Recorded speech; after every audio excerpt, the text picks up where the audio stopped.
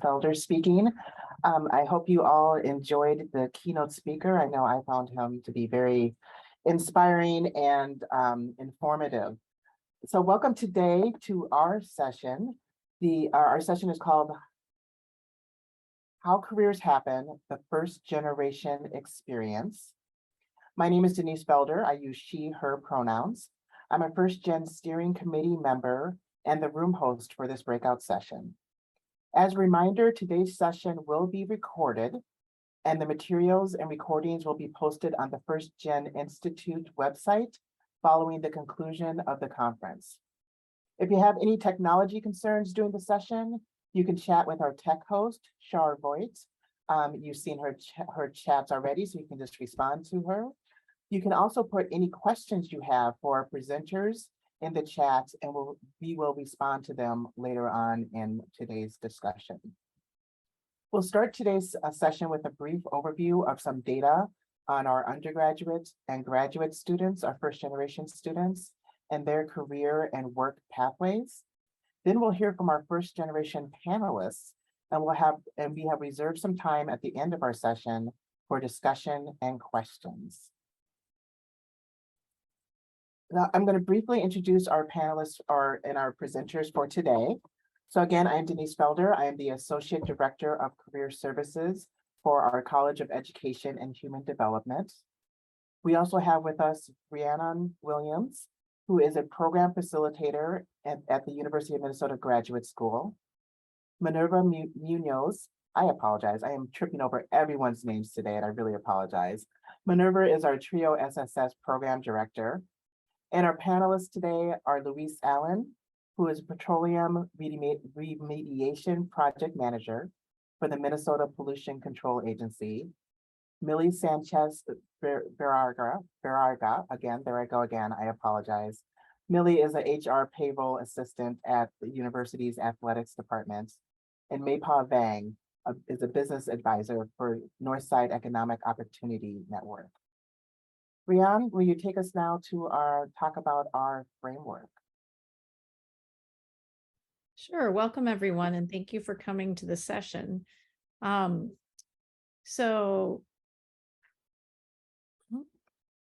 we go. So today, we're just going to frame our presentation with a framework that comes actually from the NIH education department. And this framework provides a way for us to think about potential stressors on a student's academic journey. And if the thinking is if we work to understand a student's experience and ensure inclusive and supportive practices in each of these 4 areas, then we're more likely to reduce stress and ambiguity in a student's academic world and support their overall well-being. So this presentation will just focus on the career and work aspect of the first generation college students' well-being and what we've learned thus far from both larger scale data sources as well as directly from our first generation college students who are currently engaged in their own academic journey or have recently completed their academic journey. Bless you.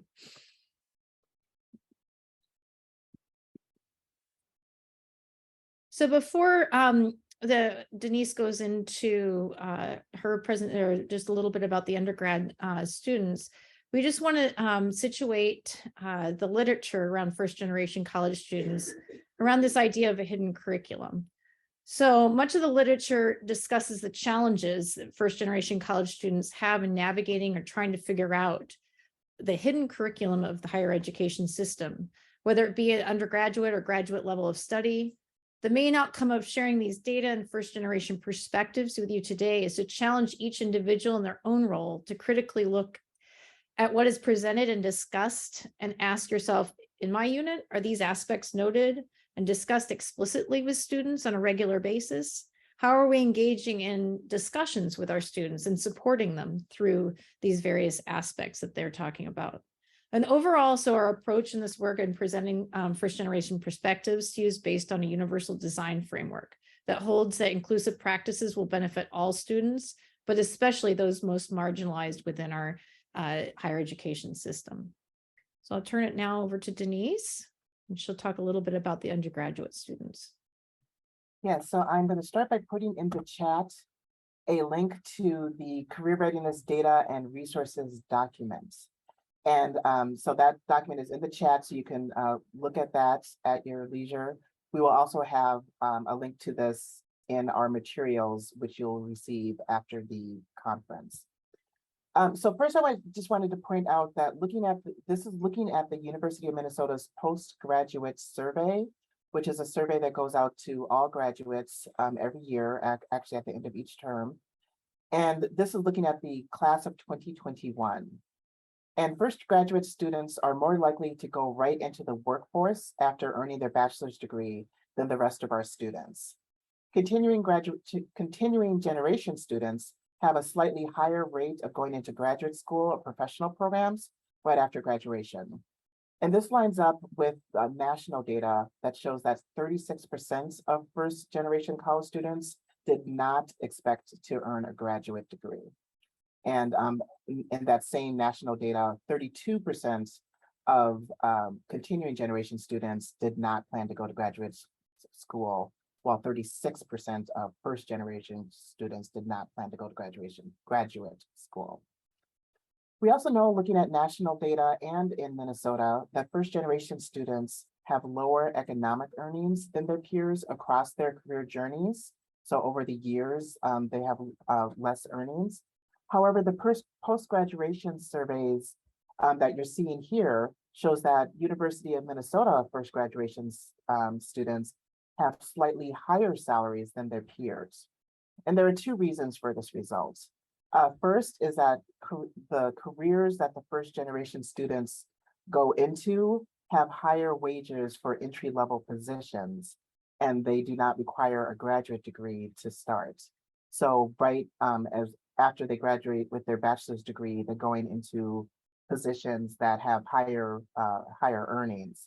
And you can see that the top two employment job functions for first graduation students are marketing and finance. And these are two high-paying career fields, or at least they pay their entry-level people higher. But we do not have data looking over the years of what their earnings are 5 years, 10 years after graduation. The other reason that this data shows first generation students are making more money than their peers is because this post-graduation survey is self-selecting.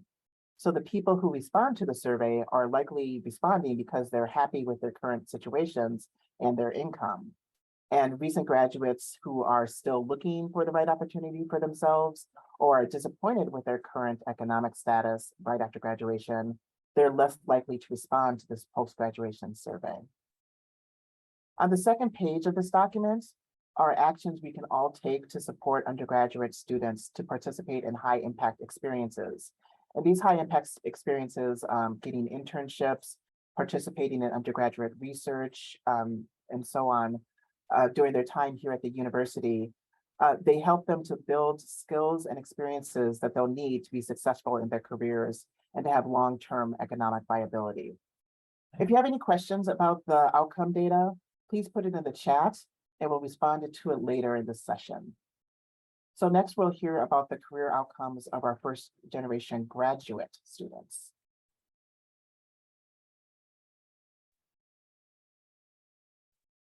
So this is a slightly different angle just based upon the data that we have. But the data that, or I was going to say, what I'm pulling from in how first generation college students in graduate school are thinking about their career and professional development come from a couple different data points. So we've collected through alumni survey.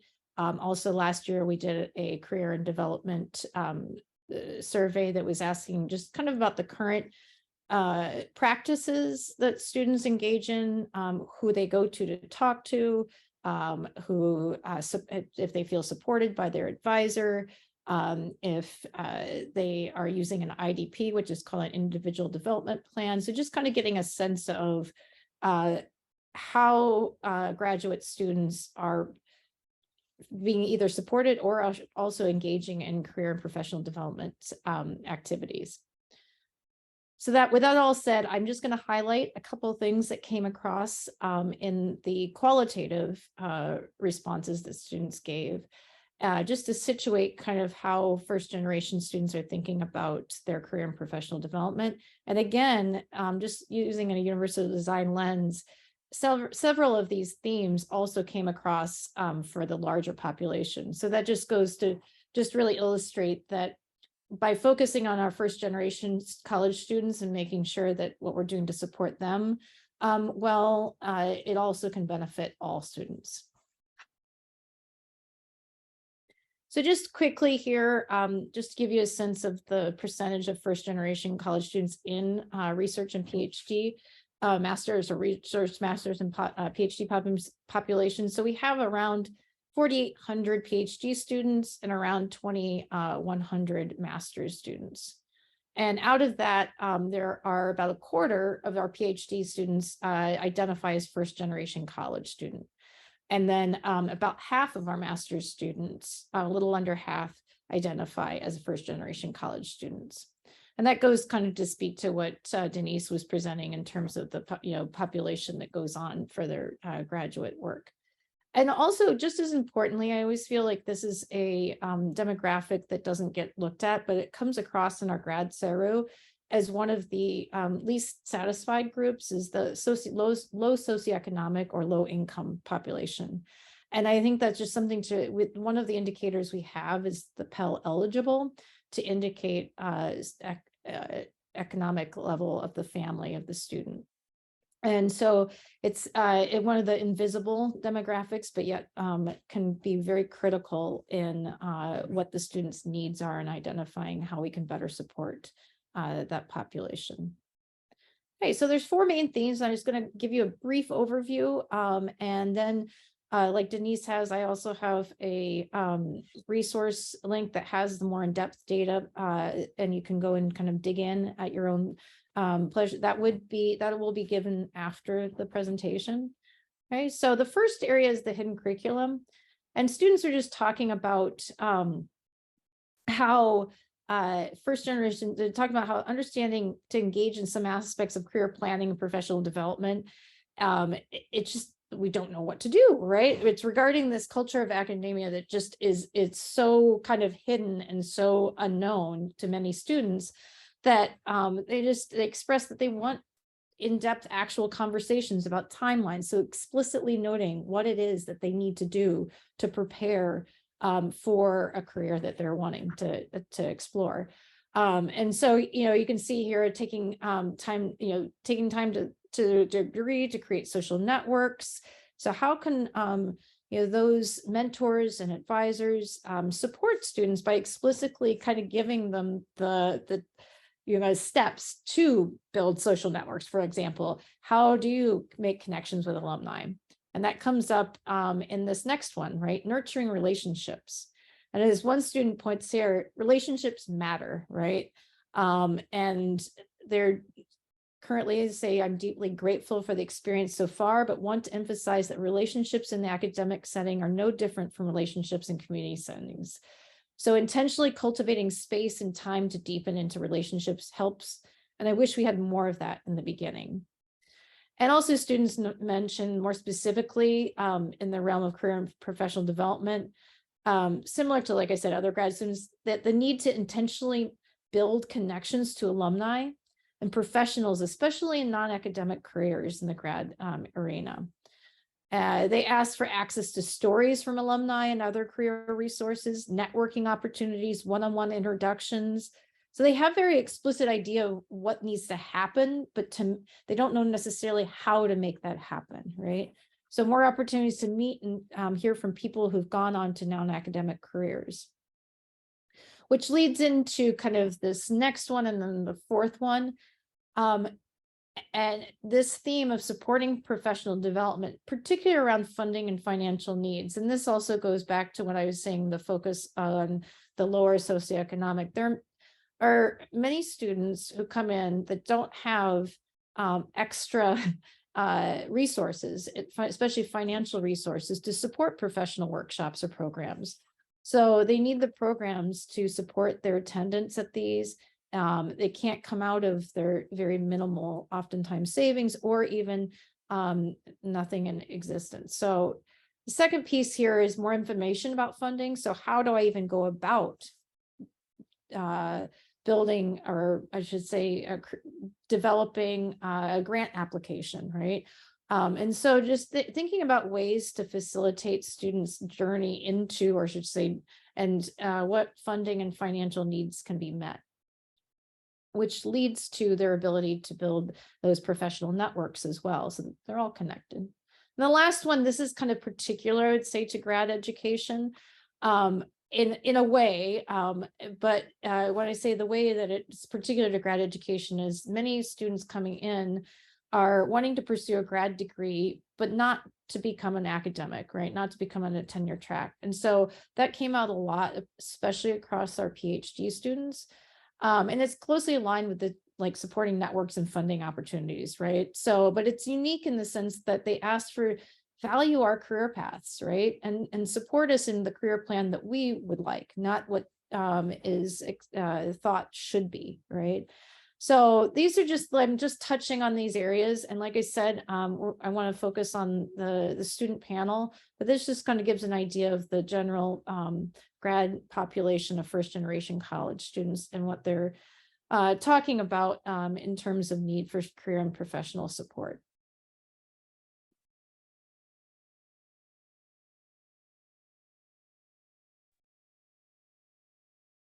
I can take it away from this side of this panel here. As we were putting this presentation together, we didn't want to just put data out there, wanting to really add some voice, narratives, make it real, and also help us fully understand as professionals trying to do better work, where our alumni were served well and where they maybe needed some support differently than what we offered. So today we do have 3 panelists, and I know that it is in Zoom form, so they're not easily seeable right away, but we have Mei-Pa Yang, who I personally love just because I've known her since she was like 14. And Mei-Pa is joining us today as a business advisor from the Northside Economic Opportunity Network, graduate from CEHD. I'll let you do more introduction of yourself, Mei-Pa. We also have with us Luis Allen. Luis, I can't see your face. Oh, I see you now. Who is from the Petroleum Remediation Project Manager with the Minnesota Population Control Agency. And lastly, we have Millie Sanchez Vergara, who's an HR payroll specialist with the University of Minnesota Athletics Department.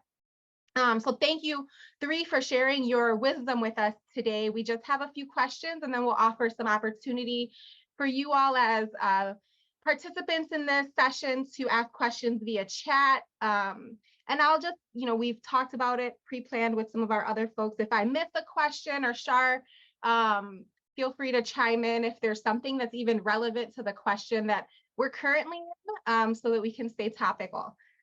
So the first question, and not to anyone in particular, is really around your career current work situation. So when you think back to your experience as a student, what career and professional development support did you receive as a first generation college student? And what do you wish your college or department or institution had done differently?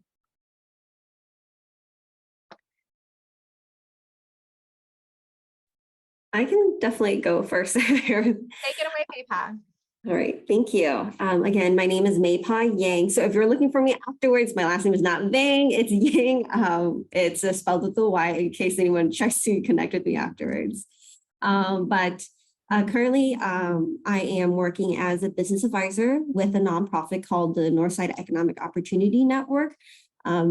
And what we do is we help entrepreneurs build up their businesses, as well as providing resources that are not easily accessible to entrepreneurs in the North Side or North Minneapolis. And that's where I grew up, as well as where I went to high school.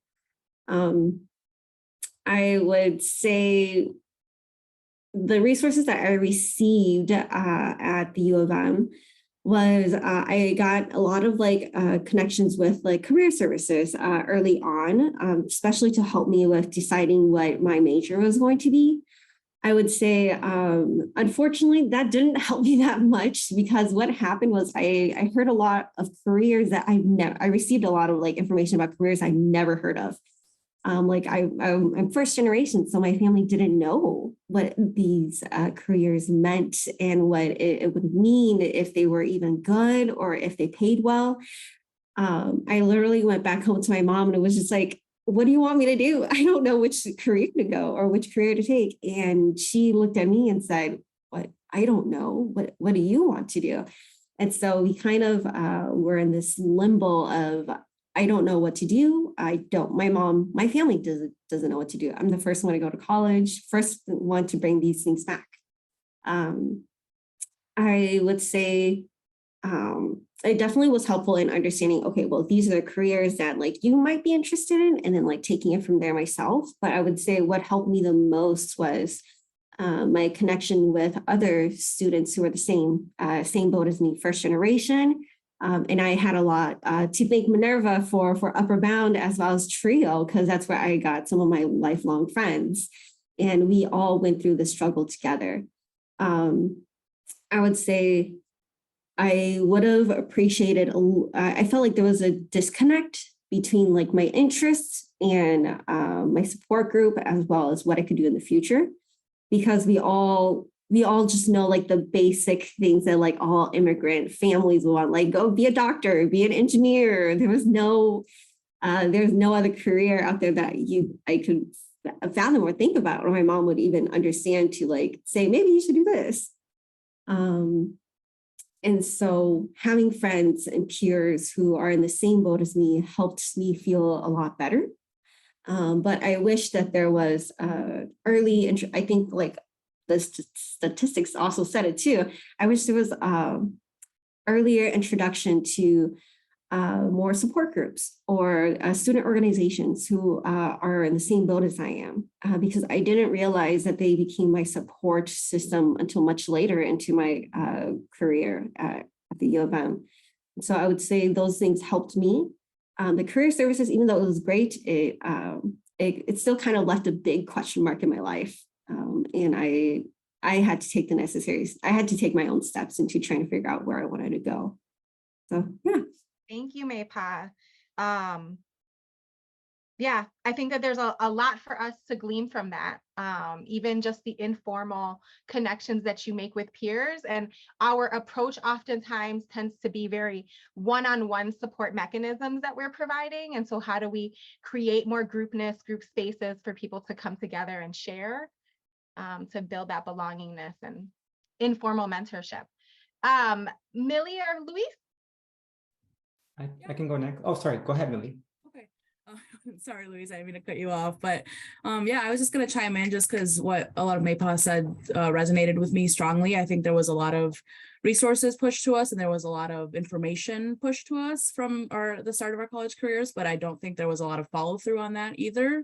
Like looking back on my freshman year, even like my academic advisor, he was one of the only people who I could really feel like I could turn to when it came to my career development. Because when I came to the university, I didn't know what I wanted to study, and I didn't even know how to register for classes when I arrived at the U. And so I really relied on him to kind of help me through my freshman year. And I think if I hadn't had him as a resource, I wouldn't be where I am today. So when I look back on resources like emails that came out about like first generation or trying to connect with peers who were also first generation college students, I knew that they were there, but I still felt very isolated, and I still felt very like there were so many unknowns, and there were so many things that I wish I had known more about even going into college. And so I really think that I wish that there was more of an opportunity to engage with other first generation college students outside of just, okay, here's this information and now you take it and you should know what to do with it. And so I think aside from my academic advisor, I don't really think there was much else that really provided an opportunity for me to know what to do or know how to navigate an unfamiliar and scary world. Because like my Maypa pointed out, like my parents are both immigrants, and they knew next to nothing about college or career development or what to do with my life. They also suggested just be a lawyer or be a doctor, and that was kind of the only option for me. And I I didn't even know what HR was when I was a freshman in college, and now that's my career, and I really wish that there had been more opportunities and knowledge available to me. Thank you, Millie. Luis? Yeah, can you hear me? Yes. Thank you. Yeah, so for me, I was a non-traditional student. So I also did a career change, a complete career change. So my parents came here from Mexico, and then a year after we came over, my father passed away. And so I had to work to support my family. And I feel like universities are just not set up for non-traditional students at all, right? And so I really wanted to go into the sciences, and I couldn't. I did end up going to college for a career in human resource management because they had night classes. And that was like my only choice at the time. And so I just wanted to make sure that I went to college, period. And so this opportunity came to me eventually to be able to get a bachelor's degree in the sciences. And what was most helpful to me there was actually the professors. It was a completely different experience at the University of Minnesota versus my other universities that I went to before. I felt like I was getting this like super high quality education at the U, and the professors were just like truly passionate about what they did, and they really cared about what I had to say or what my path was going to be, and they encouraged me to apply for graduate school. And I honestly didn't even know what graduate school was or what the process is to apply, or like, what do you do? Like, what is a master's degree? What is a thesis? But what is that research question? What is that? And I think that was a good thing about it, is that professors just seem to be really helpful in that. I was also like an older student than most students. And so I wasn't necessarily there for the social aspect of school. It was more focused on learning. And so, yeah. And so what I would ask or for that school to do different, or to have something different, is to establish a working group for every college for first generation students. So like inform students on how to apply to graduate school. What is the process of application, which is very difficult, by the way.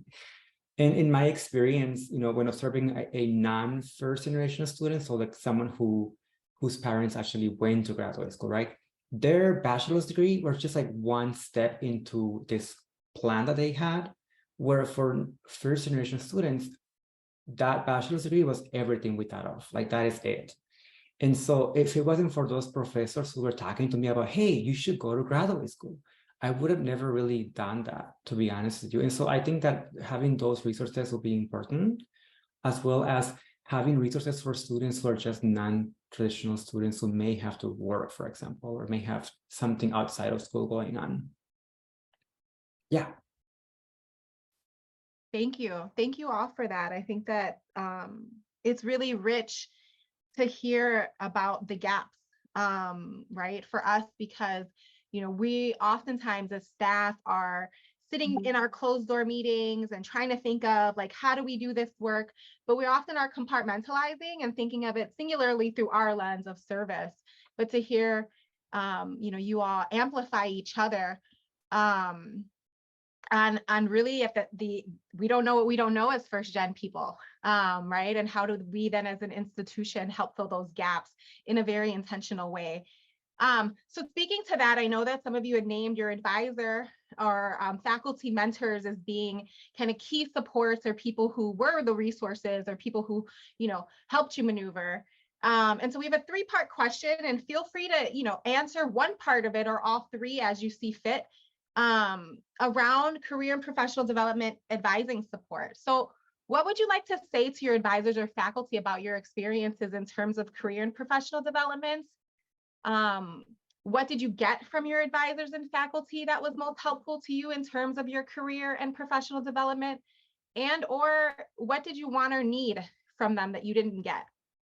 So similar to, the broader institution, if we could hyper focus on those direct individuals who the institution believes is serving you in the way that we need them to, right? So thank you. Anyone could go. Yeah, I can start. I to say to my advisors or faculty, to a few select individuals, I would like to say thank you for your compassion. As Luis mentioned, as first generation college students and as a first generation American, I at one time was working 3 jobs while also being in school full time, and that comes with its own challenges and its own caveats. And so to those professors and to my advisors who were there to help me, and to those professors that showed me compassion and showed me understanding and gave me opportunity to make up for work that I might have missed, class that I might have missed, homework that I might have turned in late, exams that I might have needed to reschedule. I just wanted to say thank you. If it weren't for those understanding people, I would have never graduated and I would have never kept going, despite it taking me longer than 4 years to graduate. So I really want to extend my greatest thanks to those people. And then to jump to the last question, what did I want or need from advisors or faculty that I didn't get? There were a couple of professors who weren't willing to understand, who weren't willing to work with me, who weren't willing to push deadlines or extend exams or help me or understand or see where I was coming from. When I saw peers of mine who didn't need to work in undergraduate school, who didn't need to have a job to be able to pay their rent, and they were flying through school and they were succeeding, and I just wanted to compare myself to them and I wanted to be as good as them. And then on top of that, having professors who weren't willing to understand, who weren't willing to work with me. I had a professor literally tell me, you should drop out of my class because you're going to fail. It was heartbreaking to me, and it made me feel like I wasn't as good as my peers, or like I was never going to succeed the way my peers did. So that's really what I'd like to say on both ends of that. And what I got from them that was most helpful was just their understanding and their willingness to help me and to work with me as they saw the potential in me. Thank you for that, Millie. Maypa, Luis? Yeah, I would love to continue on that conversation. Millie, like you, and Louise as well. I also worked part-time, work with work study, as well as I got this internship that I was working on. And on top of that, I had to help my family out with dropping off my younger siblings at school. And so unfortunately, I was late to a lot of my classes because I had family duties to take care of. And a lot of my morning classes, some of them were understanding, I agree. It was a lot of folks who unfortunately looked like me that were the only ones who kind of like understood it and gave me a little bit of slack on that. And so my professors of colors, I felt more comfortable with approaching them with my family situation, say, hey, I'm so sorry, I'm late. I'm running back from this class and I'm running back from work and I got stuck in traffic, or I had to drop off my little brother at school, or I had to, or I picked up another shift to pay for gas this week. And I think it's also really embarrassing for first generation students to come up and say that, because it's just like, I wish this wasn't my experience. I wish I didn't have to work additional hours to pay for gas just to come to school. But then we kind of have to open up and be truthful with our professors. And some of them who were unwilling to move things around or unwilling to accept the late work, it just kind of felt like a slap to the face. But for those who were very understanding, which is like, that's okay. If you can turn it in by this time, that will work. And those folks those faculty members who gave me a lot of grace, I am forever thankful for them, because I would say they're the ones who kept me going and helped me understand that it's okay that I'm not doing well. It's okay that I'm not doing well in this class because of family things I have to do, as well as work. And it made me feel like, okay, if this professor is okay with it, I think I can keep going. But for those professors who were unmoving about some of those things, it was really hard. I would say a lot of my, sorry, I'm looking back at the question, making sure I'm answering anything. So to those professors who were very supportive of like, just kind of like my journey as a first generation student. I appreciate you all so much. You have helped me also advocate for myself too. And for those of the professors, faculty members who didn't, I think I wish that there would be a little bit more grace for me and my peers who look like me. I would say what I really did when I really did have those honest conversations, as I remember having this conversation with an advisor, was just like, I cannot, like a very, very honest advisor, a very honest conversation with this advisor. And she just said, okay, let's move your schedule around so that you can still hold on to all your responsibilities, as well as still finish up class. Because I'm not sure if I would have finished class or I would have finished my degree on time if I had not had that advisor who helped me move my calendar around. Thank you for that, Maypa.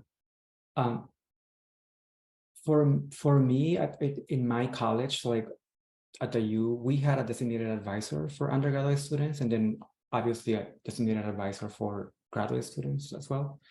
So I just really had a good experience with my graduate advisor as well. So I did my master's degree through the pandemic, and then also through the murder of Mr. George Floyd, of course. And so, you know, that was just a really difficult experience for all of us in general, right? Because we're all human, to see that happening. But specifically, like, or more so for students of color, right? Or people of color who may have gone through a similar experience, or you know, may have known someone who has gone through a similar experience, right? And so it's just difficult to be fully present in a moment of tragedy like that. And so I felt like I really received a lot of support from my advisor in those times. And even though my advisor is, you know, not a person of color, but as I said, they're human and they can sympathize with your experience if they know how to do that, right? And so that is one thing that I didn't hear from other graduate students, right? Like their advisor may not have been able to support them through that in the same way. And so I just feel like I got really lucky with that experience, being able to have that advisor who was understanding of that. Also, my advisor just encouraged me to attend conferences and do outside activities. And they would also just like put money into that. Like they would pay for me to attend this conference. They would pay for me to attend this event. You know, I didn't have to worry about that. And that was just really nice to be able to do that for my personal development. And one thing that I really felt that I did not get was my advisor was a first generation student herself, you know? And one thing about my advisor and also about myself is that we would rather be in the laboratory for 12 hours than talk to you for 5 minutes, right? We're just like introverted, like we don't, you know, it. However, if we do want to make change and change these, make these important structural changes around school, right, or society in general, we need to speak up. Of course, I understand that. And so, you know, I just having to talk about myself or having to talk about, for my advisor to talk about herself and her experience as a first-gen student, that wasn't really there. And I really wish that I would have learned more about that, because it would have been like really instructional for me to learn more about that first-gen experience from others who have gone through graduate school as well. Yeah, thank you. Thank you, everyone. We have a couple more questions. So, and really only 11 minutes. So I want to be a little judicious in how we approach this next one. And maybe, yeah, I think as you read these, try to identify like the one that really speaks to you. So this last one is really about your first-gen identity, specifically in the workplace now. So how do you feel being a first-gen student affected, or how do you feel being a first-gen student has affected your transition into the workplace? How did your major or field prepare you for the world of work? What seems hidden or unclear, confusing about the workplace? And last, what would you tell a first-gen person first entering your career area? And anyone can take that. Can I start? Please. Yeah, so for me, when looking for a job, which, right now I'm at the Minnesota Pollution Control Agency, and when I was starting to apply for jobs, I noticed there is this like pre-existing connections that students who are not first-gen students may have through their parents' friends, friends of friends, right? That I just didn't have. So I think that was one of the difficult things about transitioning from being in college to getting a job. Is like I didn't have those connections. What I ended up doing was talking to professors who I knew had some connections through the industry, through collaborations they have done before, going to the career center, right? And seeking those connections. And then when I didn't have that, I actually started interviewing people about their jobs. So like, I just proactively email them. Your school email address is very powerful. If they see that you're a student, people want to talk about themselves. People do sometimes. And so if you just interview them about their work, what they do at work, that you could get something, a connection there. So that was a thing that I noticed right away. It's like these pre-existing connections that are organic that we don't have as first-gen students. That was one thing that I noticed. And how did my major or field prepare me for the world? It was career services again. In our college, her name is Maggie, and Maggie was just amazing. She did mock interviews with me. She questioned me about the science of things, just like, how do you answer this question? And that was really helpful for me. And then also just like my resume, when you apply for a job, everyone's resume looks the same way almost. How do you stand up or stand out? So for me, it was like, I did volunteer work here, or I was in this committee at my college, and that seems to help. And then as far as like what I can say to you as a student or as someone who's a first generation student, I would say to make sure that if you're able, to join student groups, to do volunteer work, because that is what can differentiate you in a resume. And then once you are in the job and you have gotten that job and you're in this new position at work, look for people who have had similar experiences than you, right? So like I right away when I started working at MPCA, I noticed that this general culture, I don't fit in it as well, because it's made for the establishment, right? And so for me, I started looking for people of color and looking to them and how do they view the existing culture? What are some things I need to be aware of in this existing culture? And also just I became a part of an LGBTQ group as well, and so through there, I actually learned about microaggressions that happen in my workplace, right? And how do you deal with those microaggressions in the workplace?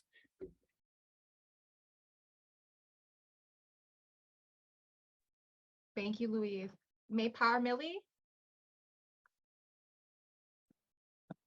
I can go.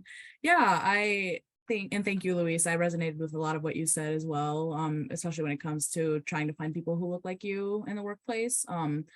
Being a first generation student, it kind of forced me to navigate the professional world alone. I had a student job when I was in undergrad, and it was an HR student job. And that kind of helped me learn like the basics of what it means to be an HR professional within the university. But being a professional in the working world, in the professional world, is its own thing in itself. There's so many unknowns, there's so many unspokens when it comes to being in the professional world. And I remember when I first started in my current position and everybody spoke to me like I already should know what I was doing. And everybody like instantly just tried to like get right to work, get right to business. And I was like, I don't know what's going on and I don't know what to do. And I remember I just felt so isolated and so alone. I mean, when I look around my own office and our executive team, every single person is white. And that's just something I've had to learn to deal with. And that's something I've had to learn to accept, because when I come into the workplace, I want to be as authentic as possible, but I'm also surrounded by people who have years and years of experience in this field, who are passionate about athletics, who are true professionals in their field. And here I am 6 months out of college, and I'm still figuring it out every step of the way. So I do feel like my major and my studies help prepare me for my industry. But when it comes to the professional world, it's all been like a self-led journey, I guess I should say. I haven't really had a mentor or somebody who I could turn to who is also a person of color and who has had to navigate the working world, and I'm still looking for that person. But I think my supervisor has done a great job of being understanding, of talking me through things, of never looking down on me when I don't know something, or if I have to ask a question 10, 20 times, like she's never once looked down on me for that. And that's something I really appreciated. And as far as what seemed hidden, unclear, or confusing about the workplace, I mean, what didn't seem unclear or confusing when it came to the working world? I definitely, I feel better now than I did when I first started in my job, but I feel like I'm still learning new things every single day. I feel like there's this kind of unspoken way that professionals talk to each other, and I'm still navigating that, still trying to figure out like email, like unspoken email language. That's the way that people say emails, the way that people send certain things. Oh, I'm still figuring it out every single day. So one thing that I would tell a first-gen person first entering the professional world is just find someone who is going through the same thing as you and who is able to provide that guidance. And maybe one day I can be that person for someone else, because I didn't have that person, but it's just something I've had to navigate kind of alone. Thank you, Millie. Maypa, you want to close this question out? Yes, of course. So I would say I would have to echo everything that Millie and Louise have said. I think finding your circle, finding your support, that's something that I will tell a first-gen person when they're trying to enter the career area, that it's going to be hard. There are going to be like people who could understand you or who may look like you, but they don't come from the same experience you do. So I would say find your support circle, and whether they are inside the workplace or outside the workplace, someplace that you can always go to also find advice about what would be best for you. I would say what was hidden, unclear about the workplace. I wouldn't say it's like unclear, but I think I just didn't have the tools to prepare myself for like the burnout, for the prejudice that you may face, especially as a queer woman of color. It's kind of hard to I know, Louise, you said you had the tools to joining that LGBT group, that it did help you, but I think I didn't find that early on in my career, and I wish if I did in my college career, that may have helped me to better address some of these things when they came up in the workplace.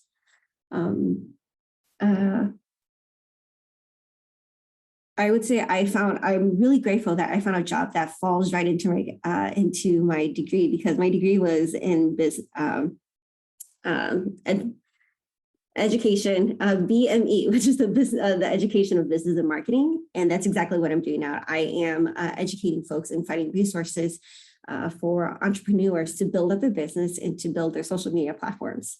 And so I am very passionate about that, in closing the gaps between accessibility and in the communities that I work in. And so I would say whatever their first generation passions are, that they find, I hope that they also find their field of work. And lastly, I didn't, for transitioning into the workplace, I would say I had a hard time. It took me about 6 months to find a job. But I did, and learning to negotiate for a pay raise. I think those are some of the hard things that, like, if I learned early on, I think I wouldn't have had such a hard time. Thank you for that.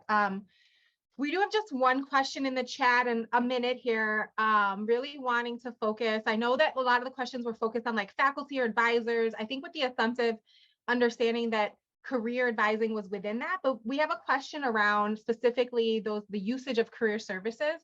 So in your career journeys, did you all, or in your journeys here, did you all use career services? We're aware of them. Good. Yeah.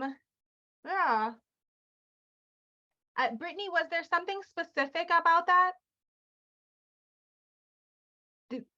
The question specifically is wondering if any of you met with your career counselor, coach, consultant, and discussed career options and events and if you were aware about the centers across campus. It seems like you all were aware, used them throughout, and as you talked about, I'm assuming that they were part of the narrative that you talked about.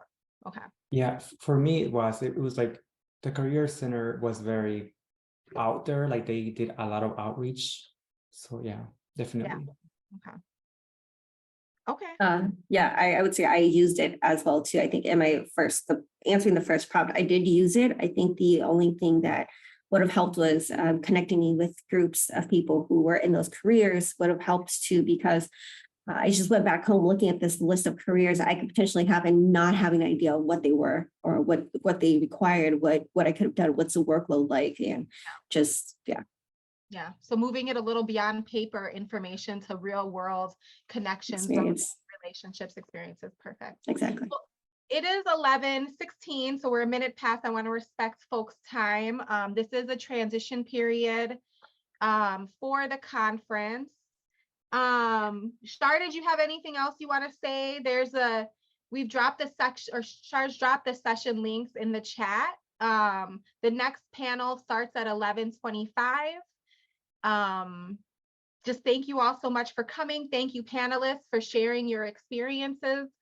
Very rich information, and hopefully you all got, I mean, even for yourselves, the connection between each other now as alumni processing work in the real world together. And so hopefully those connections can last for you as well. So thank you, everyone.